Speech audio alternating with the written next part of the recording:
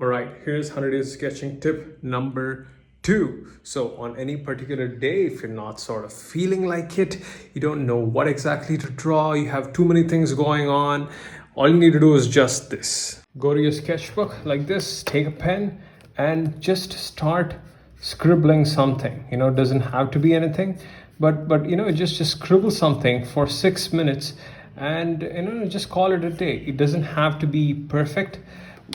All that matters during this challenge is that you show up and just scribble something, scribble like a doodle, a face or something. Back in the day, what I used to do is this: whenever I was not feeling it on any particular day, I just come up to my sketchbook, draw a smiley, and just call it a day. What this helps me is to sort of keep the habit and keep it going, and helps me show up, sort of put a check mark for that day, and just again try the next day. That is the thing. So don't pressure yourself, don't force yourself to create something so well each day, and also don't compare yourself to other people's projects and works.